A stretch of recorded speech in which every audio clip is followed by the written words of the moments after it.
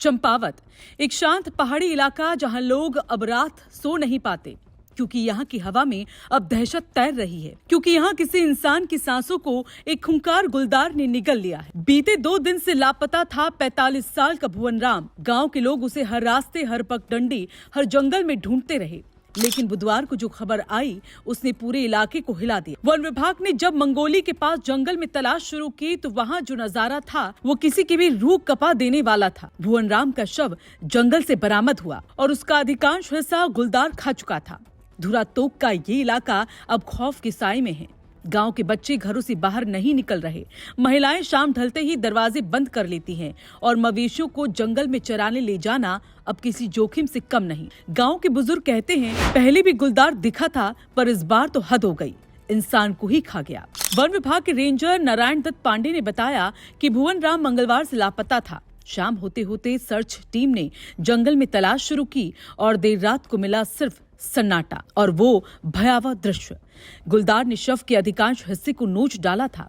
Ranger ने कहा कि नियमों के तहत मृतक परिवार को मुआवजा दिया जाएगा और गुलदार को पकड़ने की पूरी कोशिश की जा रही है। वहीं घटना के बाद पुलिस और वन विभाग की टीमें मौके पर पहुंची। जांच, पोस्टमार्टम और फिर वही सवाल, अब कौन सुरक्षित है? लोहाघाट के थाना निरीक्षक अशोक कुमार ने बताया कि पंचनामा पूरा कर पोस्टमार्टम कराया जा रहा है और गुलदार की तलाश तेज कर दी गई। लेकिन सवाल यही है, जब तक गुलदार पकड़ा नहीं जाता, क्या इलाके के लोग इस डर के साथ ही जिएंगे? क्योंकि ये पहला मामला नहीं है। सिंगदा क्षेत्र के लोग बताते हैं कि पिछले 3-4 दिनों से गुलदार लगातार गांव के आसपास घूम रहा है। कभी खेतों में, कभी स्कूल के पीछे, कभी रात को पशुओं के बाड़े में, हर जगह उसके पंजों के निशान दिखते हैं। और यही वजह है कि अब दिन में भी गाँव वाले जंगल जाने से डर रहे हैं। यहाँ तक कि लोग अपने दरवाजों पर लोहे की जालियां लगवा रहे हैं और स्कूलों में बच्चों की छुट्टी जल्दी कर दी जा रही है। हम डर के साए में जी रहे हैं। रात को तो क्या, दिन में भी खेत नहीं जा पा रहे। कभी भी गुलदार हमला कर सकता है, ये कहना है सिंगदा के स्थानीय प्रतिनिधि पूरन सिंह सामंत का। पूरन सिंह ने प्रशासन से गुहार लगाई, तुरंत पिंजरा लगाया जाए, गुलदार को पकड़ा जाए, क्योंकि एक जान जा चुकी है और खतरा अब भी टला नहीं है। वन विभाग की टीमें अब लगातार गश्त कर रही हैं। ड्रोन, सर्विलांस, कैमरा ट्रैप सब कुछ लगाया जा रहा है ताकि उस खूंखार गुलदार का पता चल सके। लेकिन पहाड़ के जंगलों में ये आसान नहीं। घने पेड़, झाड़ियां और उबड़-खाबड़ रास्ते। गुलदार के लिए तो ये घर है, लेकिन इंसानों के लिए मौत का जाल। भुवन राम की मौत ने सिर्फ एक परिवार को नहीं उजाड़ा, बल्कि पूरे गांव का चैन छीन लिया। उनके घर में अब सन्नाटा है।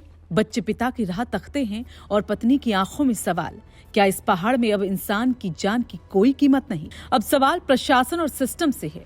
आखिर कब तक पहाड़ों में इंसान और जानवर के बीच ये संघर्ष यूं ही चलता रहेगा? हर कुछ महीनों में किसी गांव से आती है, गुलदार ने हमला किया, एक और मौत, फिर वही जांच, वही बयान और फिर सब कुछ शांत होने का इंतजार। पर लोहाघाट के लोग अब खामोश नहीं रहना चाहते।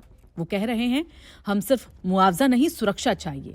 हर गांव वाले की अब यही अपील है, गुलदार को जल्द से जल्द पकड़ा जाए, इलाके में ट्रैपिंग और गश्त बढ़ाई जाए ताकि और किसी की जान न जाए। वन विभाग ने फिलहाल इलाके में नाइट पेट्रोलिंग शुरू कर दी है और टीमों को अलर्ट पर रखा गया है। लेकिन जब तक उस खूंखार गुलदार को पकड़ा नहीं लिया जाता, लोहाघाट की रातें डर के साए में ही कटेंगी।